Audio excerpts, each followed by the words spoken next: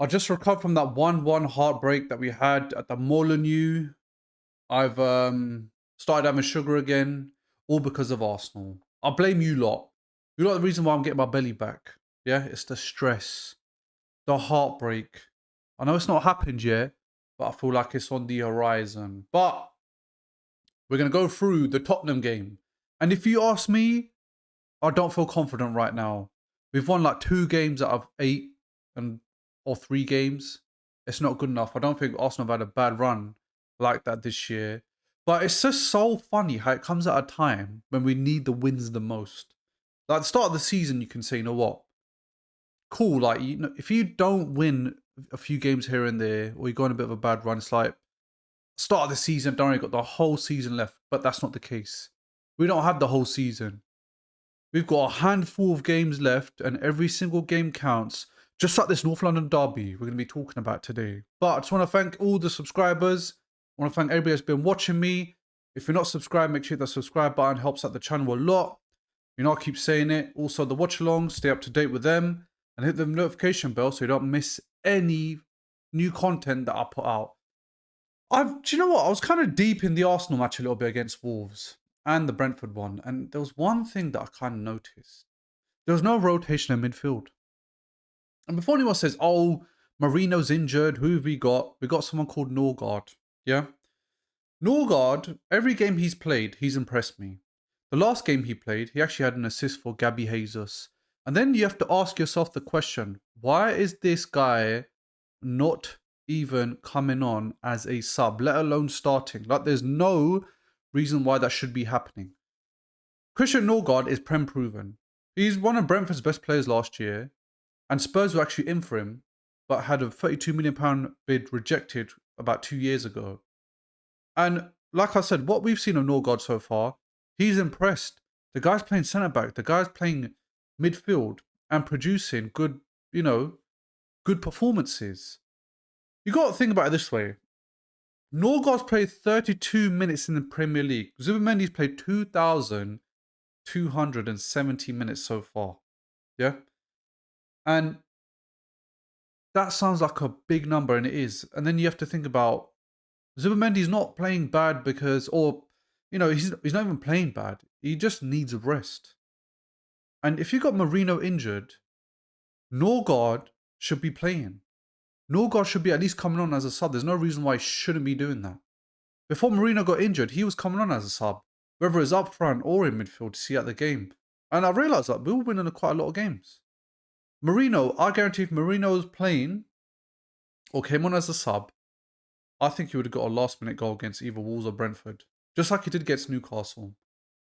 He's that sub that you need in the last minute up front that can probably get a goal. Even though he's a midfielder. That's the type of player he is. But we don't have him because he's injured. But it doesn't mean that you don't input Norgard into the team. There's no reason for it. You bought him for a reason, not to sit on the bench. Jorginho last year, who was old, he belongs in the British Museum, mate. He's that old. He was still getting game time. You're rotating between him, Rice, Partey. You were rotating. But it's like now, Marino's injured. You got Norgard on the bench. You're not doing no rotation in that midfield. And it's not even like you need to start Norgard. Just bring him on to see out the rest of the game. Bring him on maybe in the 70th minute. Give one of these midfielders some rest. It's just not making sense why you're not doing it. Because he's not a bad player. He's actually been in more winning games than losing games. I don't think he's been in a losing game when he's played. Okay, there might be Wigan, Birmingham, Portsmouth, but still, you can't take it away from him. And what is the harm in trying? What possible bad outcome could you get from giving a player a break who's been running his socks off, whether it's Rice or Zubimendi, for Norgard? I feel like it's the opposite. It's beneficial. That's what all the big teams do. Midfield, playing it, for those that have, it's tough. You're defending and attacking. Okay, there's 2 of you, but it's still a tough job. And when you're doing it week in, week out, Injuries come, fatigue, and you can see it. I feel like a lot of our goals that we concede this year is because there's big holes in the midfield. And it's not because they're bad players. They've been running their socks off. They need a break. You have midfield options. Okay, if you don't want to put Norgard on, put Skelly on. He used to be, he was midfielder before he started playing him left back. I'm sure he can do the job. Another player also that I feel like needs a bit of a rest and needs to play a bit more. Timber needs a bit of rest and Ben White needs to start playing more. Ben White, I feel like when let's say you're drawing or you're goal down, he's the perfect player to bring on because his overlapping runs are unmatched. Him and Madueke have a good chemistry. Him and Saka have great chemistry, which we've seen over the years. He needs to come on or start. I'm not saying Timber's bad. I'm going to be consistent here. The same reason why Zubimendi or Rice needs a break at certain periods of the game is the same reason why Timber needs it as well. Left back, I'm not concerned. We're chopping and changing all the time. Calafiori came in as a sub, gave Hincapié a break. Hincapié had a fantastic game against Wolves. He was not beaten once. Calafiori came on. Okay, it's unfortunate he got an on goal, but again, what led to the goal? Can't hold on to the lead. Midfield's exposed. Certain players are tired because they've been playing every single game, full 90 minutes. It's going to happen. And you definitely don't want to let it slip up now. But yeah, let's talk about the North London derby. North London derby, exciting game. Tottenham going to test a new manager, and it's going to be in a big game. Now, the new manager they got, he's not great. I've done some research. He got sacked from Juve last year. I think earlier this year, actually. Before Thiago Motta was let go. Thiago Motta was let go. And he's been sacked from quite a few jobs. But it doesn't mean that he's going to lose against us on Sunday. With Arsenal right now, I don't know what's happening. I can't confidently say we're going to go in and smash Tottenham. I'm hoping we do when I give my score prediction in a minute. But with Tottenham, I feel like they're going to have that new manager bounce. That's the thing I'm scared of. See what Man United have got right now with Carrick. But they've got the new manager and they're starting to win games. Yeah, they haven't lost. Well, I think they've only drawn one game, but they've not walked out of a game with 0 points. They're walking away with something at least, and I feel like that's what's going to happen with the Tottenham game. Oh, sorry, with Tottenham and their new manager. Tottenham, they're obviously I don't see them getting relegated. I know people want them to get relegated. I do. We all do. Arsenal fans, we all want them to do it, but I don't feel like they're going to get relegated. They're not that bad to be in the relegation zone. They're a bad team, but they're not that bad where they're going to get relegated. If it happened, I don't know how I'd feel. Obviously, I'd be happy, but I'm saying the other side of me, which I don't know how it feels, because Arsenal need to walk away with a trophy. Imagine winning the Prem and then Tottenham get relegated. That would be sick. That would be the best thing ever. Imagine if we did a quadruple and Tottenham got relegated. That will be music to my ears. But we need to make that happen. We can make them get relegated and we can win the league by winning the game on Sunday. Now, I'm not saying that's going to title decide the game. It's going to be the Man City game, but it's a step in the right direction. Ask you to come out there and play their pants off. Yeah? We're not doing that. We're not burying teams earlier on. We're not doing it. And we need to see at the game with good tactical substitutions at the right time.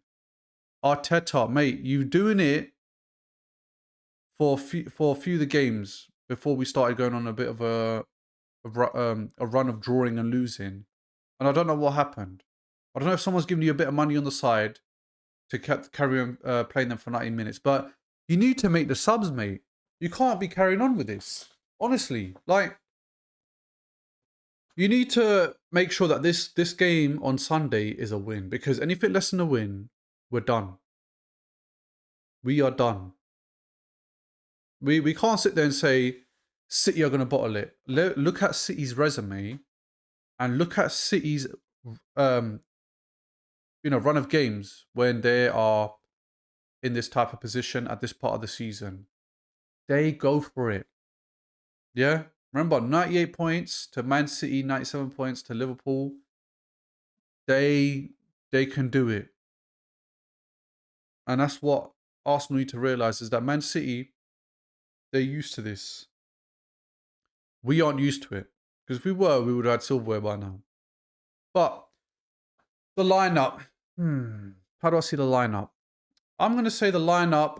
I'm going to go with the same lineup as Wolves. But instead of Timber, I want Ben White right back. I want him to start this game. So, David Raya, goalkeeper. Ben White, right back. Right centre back, Saliba. Left centre back, Gabriel. Left back, start with Hincapié. Had a fantastic game. Midfield, Zubimendi and Rice. Now, I know I just contradicted myself. Oh, you said Norgard, mate. Yeah, mate. I know Arteta. He's not going to start Norgard. We know that as well. He's probably going to come on as a sub. If he does start him, well done. But if I had to pick between Rice and Zubimendi, I'd want Zubimendi on the bench and Norgard start. So let me just pretend Norgard starting, yeah? Big if. So Norgard midfield with Declan Rice. Number 10 role. I don't want to see Eze, yeah? We'll stick with Saka for now because he's got a goal. We've got to let him off. He's scoring. And I think Madueke is doing decent on the right as well. Madueke on the right. Left, Trossard. Let's go a little Trossy Tross. Martinelli can come on as a sub. Up front, Gyökeres. Do you know what, actually? I'm going to change that. I'm going to say Gabby Jesus. If we get a goal early and Gyökeres comes on as a sub, then I don't think we'll get pressure as much. So, yes, that's my team. What will the scoreline be? I am not confident. I repeat, I'm not confident about Sunday. I'm not a fake fan. I'm not being negative. Just look at the last results. You can't blame me, lads. You can't blame me, girls. I think I'm within my right to feel like this. I'm going to go with 1-0 Arsenal. I'm just going to say 1-0. I'm not going to be above and beyond because we're playing away as well. That's another thing. And Tottenham, like I said, new manager bounce. We need to win this. It's not a draw. It's not, oh, we just take what we can get. No, we need to win. If we don't win, see you later, alligator, to the Premier League title. We can all agree.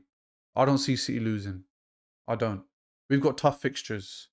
We've got these guys. We've got Chelsea. We've got Newcastle. We've got City. But again, it's up to us. We're in control right now. We need to carry on controlling the lead. It's down to us. But yeah, thank you so much for listening. Please let me know your thoughts in the comments below. What do you think the scoreline will be? Let me know about the team sheet. How do you feel about it? And also, don't forget to hit the subscribe button. And also, keep an eye on the watch along on Sunday because it's going to be fireworks. And I hope it's not a loss because we're all going to be upset here. And we're all going to have our tails between our legs.